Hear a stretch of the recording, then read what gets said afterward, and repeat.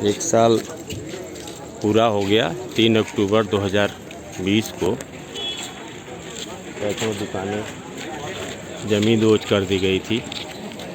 आज उसी के बरसी के मौके पर व्यापारी जिनको उजाड़ दिया गया था, इनकी बातें नहीं सुनी गई थी, इससे दुखी थे। ये लोग मोमबत्ती जला करके पैदल मार्च करते हुए अम्बेडकर चौक की तरफ बढ़ रहे हैं, आप देख रहे हैं। और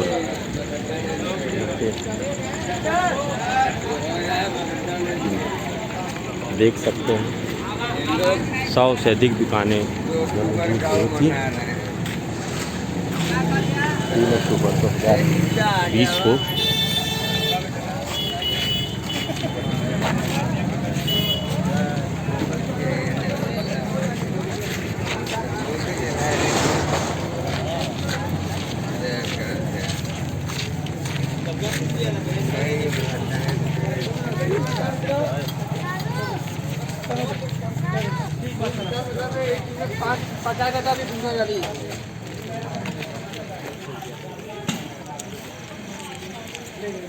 यह दुर्भाग्य है कि सैकड़ों दुकानें जमींदोज हुई, लोगों ने आवाज़ें उठाई और शासन सत्ता के लोगों के द्वारा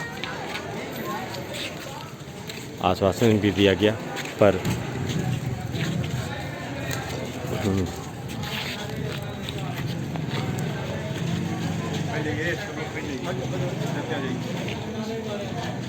देखिएगा बिजली के तार है उधर, सीधे हो जाए।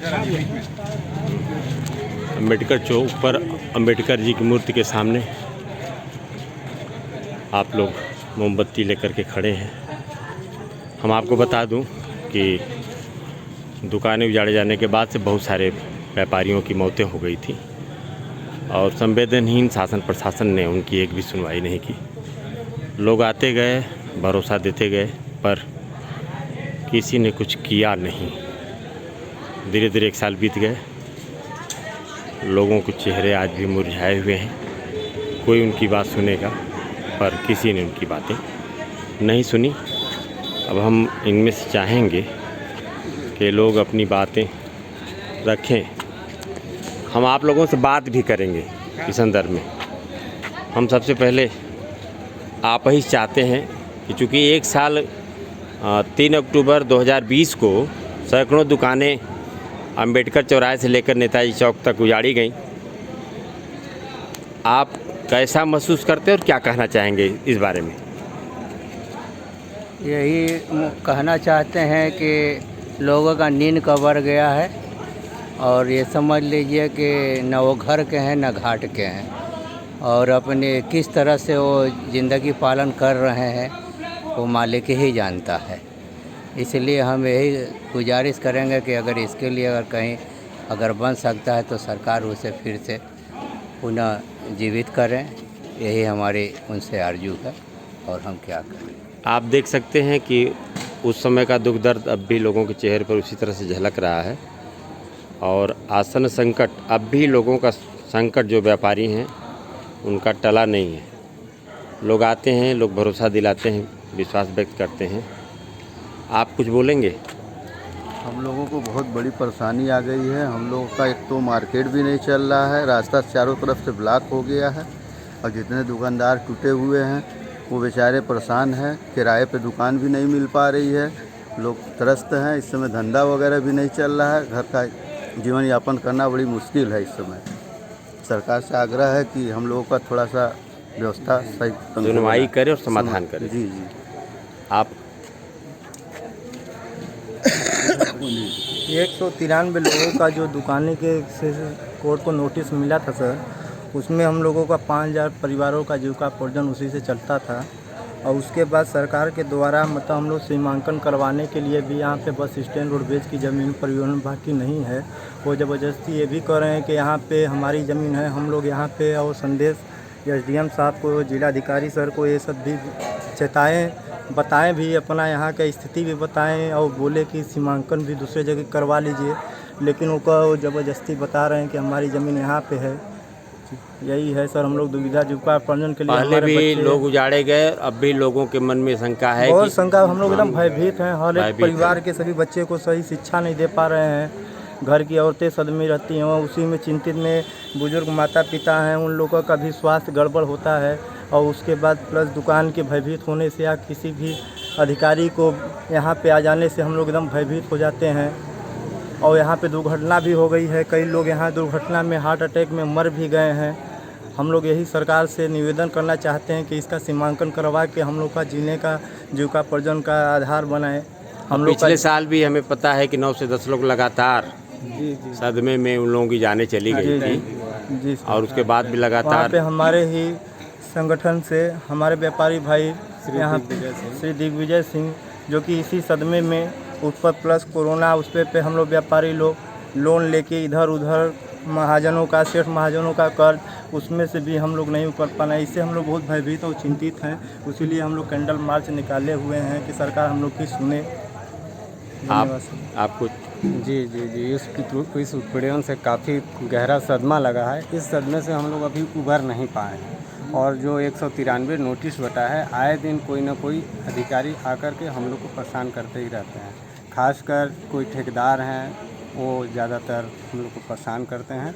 हमारा अनुरोध है कि वो उचित कार्रवाई ही किया जाए। हम लोग न्यायालय का सहारा लिए हैं, जो न्यायालय होगा, जो न्यायालय आश्वासन शासन देगी, वही हम लोग उचित कार्रवाई करें। बस यही कहना है। आप बताएं। नहीं बता पाएंगे नहीं। अच्छा, हाँ।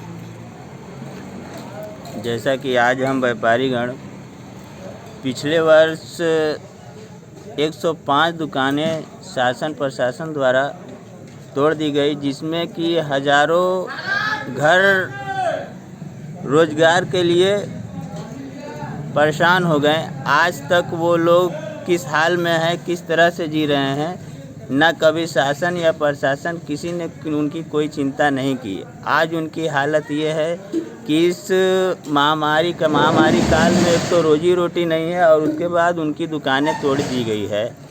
वो अपने आप को असहाय और बड़ा मजबूर समझ रहे हैं और बड़ी मुश्किल से अपने एक दिन की खान पान की व्यवस्था कर पा रहे हैं और बड़ी ही दैनिक स्थिति में जी रहे हैं वो लोग।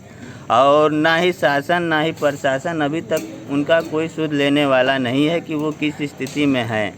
वो भी इस देश के नागरिक थे, व्यापारी थे, करदाता थे। वो भी, उनका भी देश चलाने में कहीं ना कहीं सहयोग रहा है और आज उस अपने ही देश में असहाय महसूस कर रहे हैं।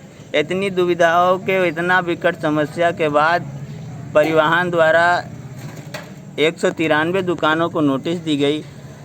जो दुकानदार अभी बचे हैं बड़े डरे हुए, बड़े सहमे से हैं कि इस महामारी में अगर उनकी दुकानें तोड़ दी गई तो वो क्या करेंगे। उनके सामने 115 दुकानदार देख रहे हैं अपने आंखों से कि वो किस तरह से जीविका चला रहे हैं। तो हम व्यापारी आज इस 105 दुकानें जो शासन प्रशासन द्वारा तोड़ी गई थी पिछले वर्ष, उसी के लिए हम आज एक कैंडल मार्च निकालें और अपनी सद्भावना और उनके प्रति एक हमदर्दी का श्रद्धांजलि भी समझिए कि वो हम लोग कर रहे हैं। और हम व्यापारियों से, शासन प्रशासन से यही गुजारिश है कि बाकी जो व्यापारी बचे हैं उनकी जीविका को न नष्ट किया जाए और उनके लिए एक उचित कार्रवाई और अच्छी सोच के साथ उनका भी घर परिवार तो का ध्यान दिया जाए। कहीं ऐसा ना हो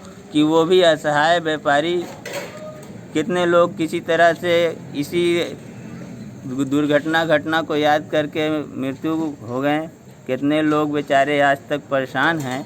तो प्रशासन से हमारी यही अनुरोध है कि हमारी रोजी रोटी का ध्यान दिया जाए, हमारी रोजी रोटी को कहीं से किसी तरह का नुकसान न पड़े, ताकि हमारे जीविका, हमारे बाल बच्चों की भरण पोषण होती रहे। आप आ जाएं। आप सर जी, मेरा कहना है कि 193 आदमी जो नोटिस मिला हम लोग के, 105 दुकान से पहले तोड़ दिया गया पिछले साल। अब हम लोग पे पीछे पड़े हैं, चाहे नकपाल, ठेकेदार, चाहे SDM, हम लोग आगे बर्जा तोड़ दिए। हम लोग नोटिस दिए, रोज़ आए दिन धमकी देते रहते हैं कि तोड़ दिया जाएगा, हटा दिया जाएगा, अपने हट जाओ यहाँ ले। एक हमारे 20 के बसंता भाई थे, मीटिंग हम लोग कर रहे थे, उसी रात में वो गुजर गए, हार्ट अटैक हो गया उनको इसी दुकान तोड़ने के चलते।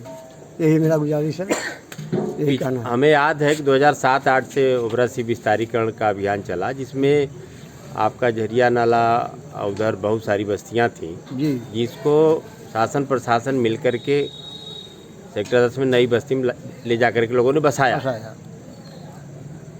तो उस समय तो यह कुछ हुआ। इस समय जब इस तरह की बातें चल रही हैं तो क्या इन लोगों की समझ में बात नहीं आती कि ये कहाँ जाएंगे, इनका ठिकाना क्या होगा? रोडवेज बनावे, हमको इतराज नहीं, हमको कहीं बसावे जी, कहीं बात जौका चले, बाल बच्चा जाए कैसे हम जाएंगे? रोडवेज है भी नहीं यार, पुराना गल्ला मंडी है, जी जी, पुरानी गल्ला मंडी है। रोडवेज के बोर्ड टांग के जो बस्ती कर रहे थे, हमारा 40 साल से 20 साल से हमारा रोडवेज है। क्या मानते हैं सरकार इस मामले में, क्या सरकार कुछ संवेदनशील है, नहीं कर रही अपेक्षा है, कर केवल हम रही है? लोग को उजाड़ने में लगी है। ये सरकार ऐसा है, भ्रष्ट सरकार है कि हम लोग उजाड़ने पर लगी है। कहीं सुनवाई नहीं? कहीं सुनवाई नहीं हो रहा है, शासन प्रशासन कोई नहीं सुना हमारा। गरीब जनता जाए कहाँ, हम लोग कहाँ जाएँ? यही कहना है।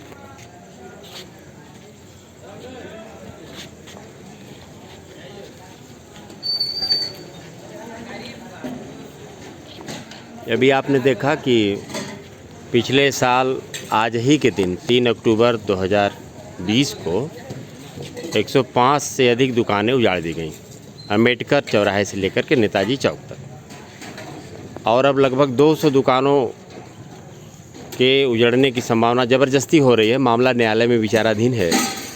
इसके बावजूद परिवहन निगम शासन प्रशासन को विश्वास में लेकर के इन लोगों को डरा रहा है, भयभीत है। इन व्यापारी बंधुओं का सम्मानजनक समाधान होना चाहिए, मिल बैठ कर के बातचीत की जानी चाहिए। ऐसा कुछ भी नहीं करना चाहिए जिससे फिर से लोगों के साथ उसी तरह की चीज़ें हों। पहले भी मैंने बताया कि 3 अक्टूबर 2020 को जब दुकानें उजाड़ी गई, उसके बाद लगातार करीब 9-10 लोगों की कंटिन्यूअस सदमे में आकर के मौतें हो गई, जैसा व्यापारियों ने खुद भी बताया। उसके बाद पूरे वर्ष भर ये क्रम चलता रहा और इस ओर ध्यान नहीं देंगे तो आगे भी इसी तरह की अप्रिय घटनाएं होंगी जो निश्चित तौर पर संवेदनहीनता के परिचायक होंगी।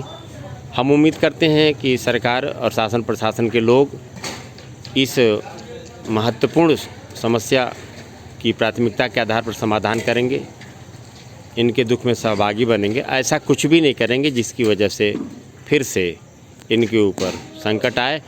और जो 105 दुकानें पहले से उजाड़ी गई थी, उनके लिए शासन प्रशासन से भी वार्ता चल रही थी, थर्मल प्रबंधन से भी बातचीत चल रही थी, उनके भी बसाने की बात की जानी चाहिए।